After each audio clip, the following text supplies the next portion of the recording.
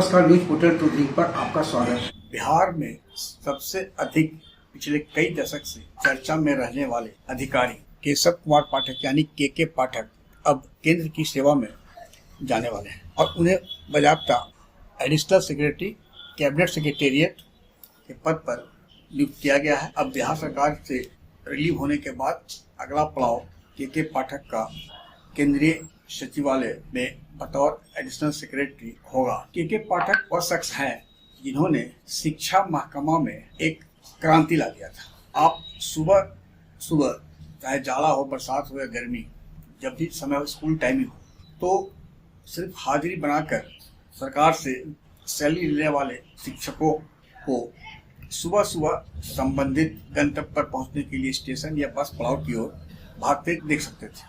यानी टाइमिंग अगर 10 से 5 है तो 10 से 5 शिक्षक स्कूल में मौजूद होंगे, यह के पाठक ने सुनिश्चित करा दिया था।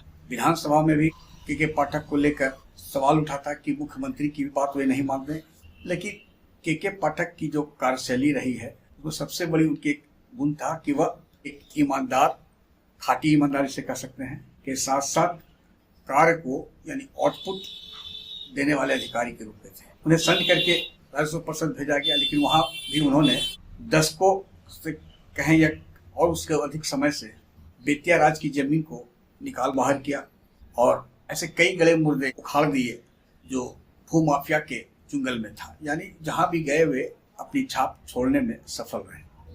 लेकिन बिहार में के पाठक को वो वैसा महकमा नहीं दिया गया, एक एजुकेशन को छोड़कर जिससे सीधे भी जनता से जुड़ो, यानी हेल्थ हो, रोड हो, बिल्डिंग हो या और अन्य विभाग, जहाँ से वे भ्रष्टाचार का जो जड़ जमाए हुए था, जो माफिया, उस पर कार्रवाई करते हैं। तो उनकी सर्विस है।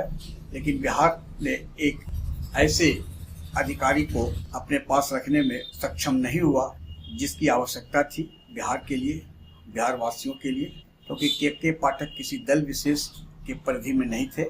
वे जहाँ भी रहेंगे अपनी कार्यशैली के कारण जाने जाएंगे। एक बात और आपको आश्चर्य होगा कि के पाठक का जो आवास था वो डुप्लेक्स, एक छोटा सा सरकारी कहीं क्वार्टर कहिए, बंगला कहें, जो भी था वही उन्हें मिला था। जबकि आप देखेंगे तो बिहार सरकार के सचिव संवर्ग के कई ऐसे अधिकारी हैं जो सरकारी से जिनकी नज़दीकी रिश्ते रहे हैं, बड़े बड़े बंगले में सुशोभित हैं, लेकिन के पाठक ने न तो अपने लिए कोई बड़ा बंगला भी मांगा और न सरकार ने उन्हें दिया। लेकिन के पाठक की शख्सियत की पहचान न तो बड़े बंगले से होती है और न ही तामझाम से।